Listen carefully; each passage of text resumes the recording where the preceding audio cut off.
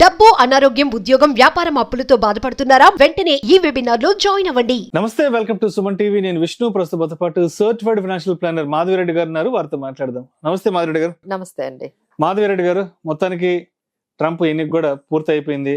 మార్కెట్లు కూడా కాస్త కొంచెం అటు ఇటుగా కుదుట పడుతున్నా ఏమో అనిపిస్తుంది. బట్ మనం దాని క్లారిటీ ఇవ్వకూడదు, కుదుట పడ్డాయి లేదన్నాడు కదా.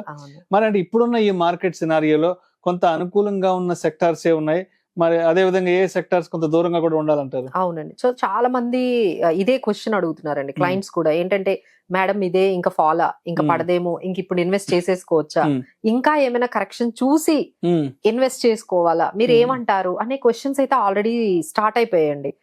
ఇదే మంచి ఆపర్చునిటీ. ఎందుకంటే ఆల్మోస్ట్ మనకి పెద్ద పెద్ద కంపెనీలన్నీ కూడా మనం చూసుకున్నట్లయితే 10 to 15% వరకు కరెక్ట్ అయ్యాయండి. చాలా కంపెనీస్, అన్ని లార్జ్ క్యాప్ కంపెనీస్ కూడా.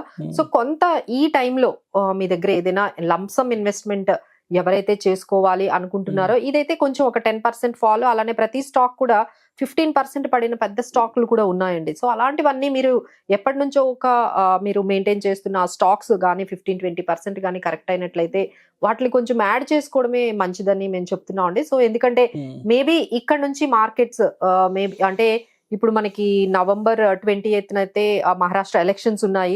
సో ఆ రోజు హాలిడే ఉంటుంది. దాని ఇంపాక్ట్ కూడా మేబీ మార్కెట్ మీద ఎలా ఉంటుంది అలా ఉండొచ్చు. సో ఈ విధంగా ఈ అన్సర్టనిటీస్ ఇవన్నీ కూడా, ఇదంతా కూడా మనం ఏంటంటే నాకు తెలిసి ఆల్మోస్ట్ ఒక బడ్జెట్ వరకు ఏదైనా పాజిటివ్ న్యూస్ మార్కెట్ లో, ఏమైనా ఇంట్రెస్ట్ రేట్స్ ఆర్బీఐ ఏమైనా ఈ డిసెంబర్ లో ఏమైనా తగ్గించి ఇలా ఏమైనా కొంచెం పాజిటివ్ న్యూస్ వచ్చేంత వరకు కూడా మార్కెట్స్ కొంచెం స్టక్ అయ్యే అవకాశాలు ఎక్కువ ఉన్నాయి. కాబట్టి ఇదే ఒక ఆపర్చునిటీగా తీసుకొని కొంత లంసం అయితే కొన్ని స్టాక్స్ అంటే కొన్ని సెక్టార్స్ లో అయితే పెట్టొచ్చండి. అంటే ఇన్ని మనము ఒక 10% ఫాల్ మార్కెట్ లో చూసిన తర్వాత బాగా అంటే ఎక్కువగా కొంచెం ఈ మెటల్ స్టాక్స్ కానీ, లేకపోతే energy stocks, oil and gas stocks, ఇవైతే కొంచెం బాగా కరెక్ట్ అయ్యాయండి. సో ఐటీ సెక్టార్ లో మీరు ఎవరైనా ఎంటర్ అవ్వాలంటే, ఎందుకంటే ఇప్పుడు యుఎస్ లో ట్రంప్ వచ్చారు కాబట్టి, సో కొంచెం ఏమైనా ఐటీ స్టాక్స్ లో మీరు ఏమైనా ఎంటర్ అవ్వాలి అనుకోవచ్చు. లేదంటే pharma also you can take it, or else banking and financial services లో కూడా మీరు కొన్ని స్టాక్స్ తీసుకోవచ్చండి. అలానే మనకి షుగర్ ప్రైజెస్ లో కూడా కొంచెం మూవ్మెంట్ కనిపిస్తుందండి. ఎందుకంటే షుగర్ ప్రైజెస్ ఇంటర్నేషనల్ లెవెల్లో కొంచెం పెరిగాయి కాబట్టి, ఎక్స్పోర్ట్స్ లో షుగర్ ప్రైజెస్ ని కొంచెం పెంచారు కాబట్టి కొంచెం అందులో కొంచెం పాజిటివ్ మూవ్మెంట్ అయితే మనకి కనిపిస్తుందండి. ఎవరైనా కావాలి అంటే ఈ షుగర్ సెక్టార్ లో కొన్ని స్టాక్స్ అయితే మనము పికప్ చేసుకోవచ్చు. సో ఆల్ టుగెదర్ ఏంటంటే కొంచెం స్టాక్ స్పెసిఫిక్ గా, సెక్టార్ స్పెసిఫిక్ గా ఏవైతే లార్జ్ క్యాప్ స్టాక్స్ ఉన్నాయో వెళ్ళొచ్చండి. But we have many options. అంటే ఈక్విటీలో ఎంటర్ అవ్వాలి అంటే మనకి మ్యూచువల్ ఫండ్స్ ఉన్నాయి, అలానే స్మాల్ కేసెస్ అనేవి కూడా ఉన్నాయి. సో స్మాల్ కేసెస్ అయితే మనకి 2 lakhs నుంచి మనకి స్టార్ట్ అవుతున్నాయి.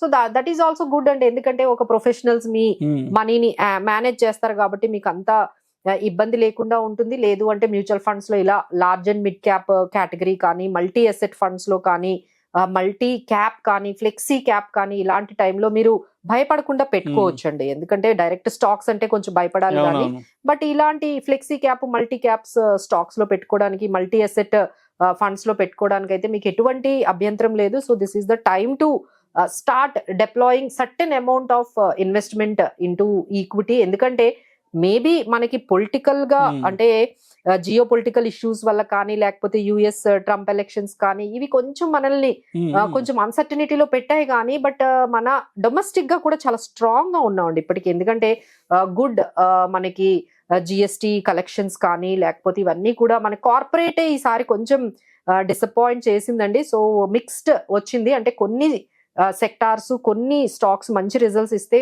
ఒక మిగతా 50% వరకు కూడా ఎర్నింగ్స్ ఎక్స్పెక్ట్ చేసినట్టుగా రాలేదు. సో లెట్స్ హోప్ సో మనకి నెక్స్ట్ మనకి క్వార్టర్లీ రిజల్ట్స్ అయితే బాగా వస్తే మళ్ళీ మనం ఎర్నింగ్స్ వల్ల మనం నెక్స్ట్ లెవెల్ కి మార్కెట్ లో వెళ్ళొచ్చు. సో ఇలాంటప్పుడే మీరు కొంచెం జాగ్రత్తగా కొన్ని డిప్లాయ్మెంట్ టువర్డ్స్ ఈక్విటీ అయితే ఇన్వెస్ట్ చేసుకోవచ్చు అండి. Thank you so much Madhavi Reddy గారు.